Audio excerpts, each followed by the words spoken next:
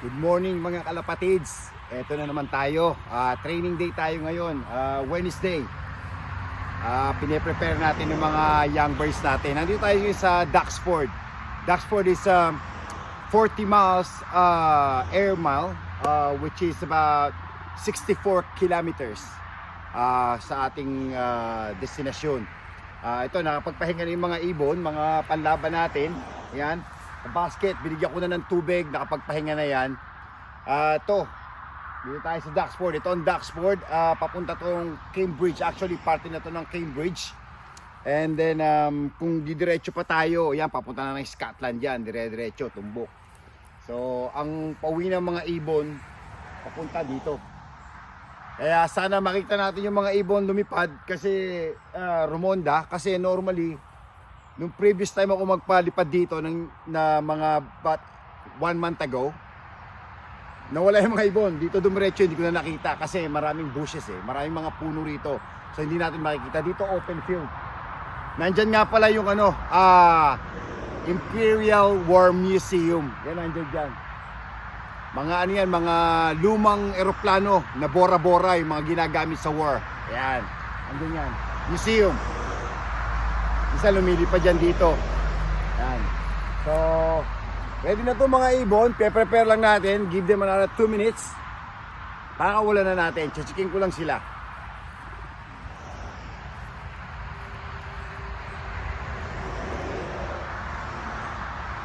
Okay. How you doing, guys? Everyone alright? Doing good?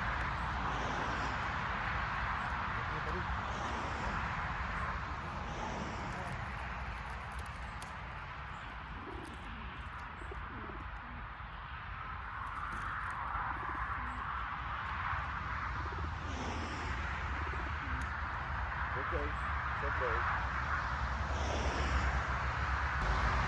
Let's go.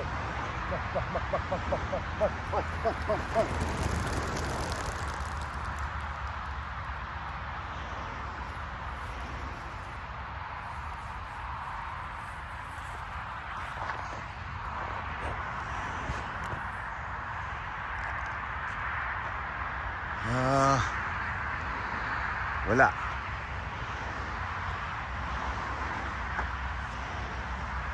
Ito yung mga bushes na sinasabi ko, kaya hindi natin makita rito Ayun. Ayun sila.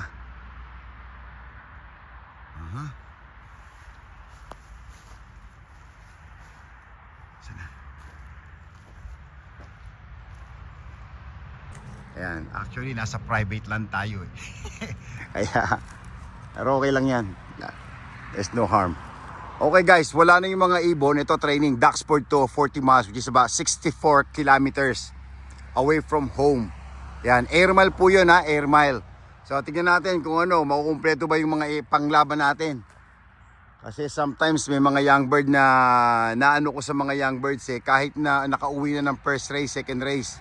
Pagdating ng mga training at ay ito'y nawawala pa din. So tingnan natin kung anong mangyayari. Sana pag uwi natin, nandun silang lahat. Okay, hindi na ako magtatagal dito para makita natin kung, ito sila. Ito. Yun. Bah, wala. Atin yata yun I'm sure atin yun. Yeah. Sana. Nagpunta sila. Punta ron. Opposite direction yan Ang uwian dapat dito. Uwian dapat dito. So, nandito sila ngayon. Ayun. Eto sila. Yan. Ayan mga young birds natin. Ayan Yan natin yan. Dami talaga.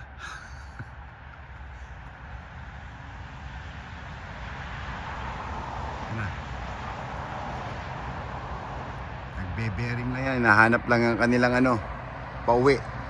Kasi to be honest with you guys, hindi ganun kagandahan ng weather pauwi. Dito maganda ang forecast dito. Pero sa atin, ayan, yung mga young birds natin Ayan sila. Ayan.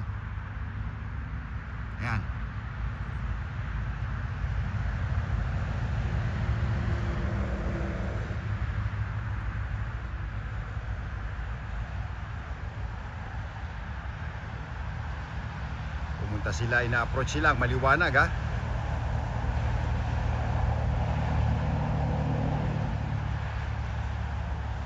Yun. Palayo na naman sila.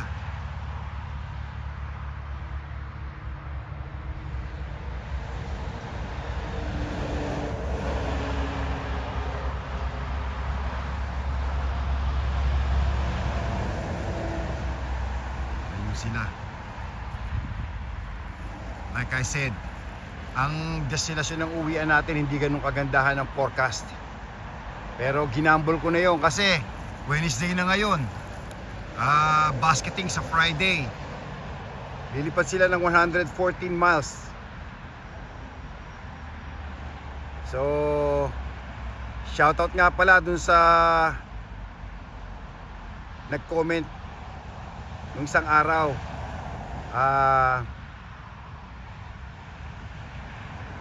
tataka daw siya para daw ang babata ng mga young bird natin. Sabi ko ay yung ibang ibon natin doon ay only 5 months old. Sabi niya, bakit daw parang ang babata at lumipad na ng ng 100 kilometers o 100 miles actually. No, sorry, 100 kilometers. Yeah, you're right, 100 kilometers. So sabi ko nga, siyempre pinupupok na sa training ng mga young birds. Kapag alam mo ang young birds mo ay sumasabay, malakas lumipad, ready na yun. Kasi pag hino-hold back natin ang hino-hold back ang mga young birds natin walang mangyayari. Kailangan laban lang ng laban. Kahit younger, ano pa siya, kahit actually yung mga 5 months old ko, ano na yun nasa third batch na yun So third clutch na yung mga yon. February nag-hatch yung mga yon. Kung bibilangin nyo, February, March, April, May, June, July, nag-hatch sila ng mga second week, third week ng February. Yung iba nga dyan March pa beginning of March. So kung bibilangin nyo, talagang 5 months lang yung ibon, nilalaban na natin. July lang ngayon So ayan, papasok pa lang tayo ng August. Wala na yung mga ibon, mga kalapatids. Ayun, nakita ko muli, lumitaw na naman. Asan ba? Ayan yan sila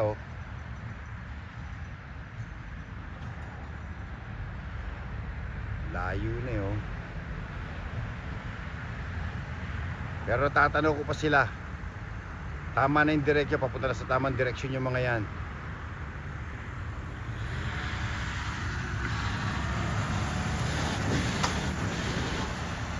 Okay, hanggang dito lang mga kalapatids. Update ko kayo pag uwi natin sa bahay para alam natin kung nagdatingan sila. Okay, ingat kayo palagi sa mga nag-race this this weekend. Good luck sa inyong lahat. Alright, see you in a bit. Eto, kararating lang natin sa bahay. Nandito na yung mga young birds. Yung iba napapasok ko na nga ito tabi-tabi po sa mga dumi ng mga ibon natin. Yung iba nakapasok na, pinapasok ko na yung iba. Yung po yung mga young birds natin pasok na. So ilan ang pumasok dito? 1, 2, 3, 4, 5, 6, 6 na racer natin ang pumasok na. Come on, Guizo, you okay? Good girl, good girl. Yan, racer ko natin yan. Ito racer ko rin to. Yan, pang-8 si long neck. Yan, anak po yan ng ng inbred ng May Queen, 2 times national winner. Ang tatay niyan, bali apo to nung ni May Queen. Yan, okay buddy. And tatay niya nandito, blue bar nakak. Yan, ganyan po kata yung mga ibon natin. Kaya nagtataka nga ako nung last week, medyo siguro porque first race lang nila. At ayaw nilang makinig sa akin. Normally napaka-tempo yan. Pag nakita na yung pagkain yung mga yan, walang problema yan, lalapit sa akin yung mga yan. Yan po, kita nyo naman kung paano ka-tempo. Pag nakita po ang pagkain yung mga yan, hindi gutom yung mga. Actually, they gutom sila dahil overnight na yung mga kinain ng pagkain. Pero shouldn't be anyway. Ito yung unang ibon natin last week. Yan, 114 kilometers, 72 miles. Yan, yung first bird natin. Yan. Yan. So, nandito na sila. Hindi ko alam kung kumpleto, pero regardless, sige lang, tuloy-tuloy lang. Hindi ko hahanapin yung wala. Kung mawawala sila sa training lang ng ganung kalayo, so beat it. Ayan. Time ng mga ibon ko, hindi naman po sila. Kamukha niyan po. Ayan, dito lang ako sa tabi nila. Oh. Ayan, oh. Hindi naman lilipad yung mga yan. Kaya pag siguro yung unang race, baka hopefully sa Saturday, yung arrival nila, ganyan sila ka-team sa akin. Hindi na yung ano pa, hindi kamukha nung last week. Hirap na hirap ako magpatrap sa kanila. So guys, oh. Ayan, oh. Ganyan po ka-team yung mga ibon natin. Oh, ayan, oh. Racer ko yan. Oh, brother of the 2nd and 13th Federation from 2024, Young Bird. Kapatid niya po yan, direkta. Yan. Ito po yung pulelat nating ibon na dumating na may gold ring ko. Yan, oh, skim ring, yan. Oh, come on buddy, kami. Oh, kami na. You're getting, come. Come. Get in now. Hey. Dito po yan kasi nakakabit eh. Kaya dyan po siya. Yan ang experiment natin na Young Bird. Na binibigyan ko ng box. Okay, yun na pong update. Mukhang kompleto naman po yung Young Birds natin. So, dire-diretso lang yan. Dire-diretso lang yan.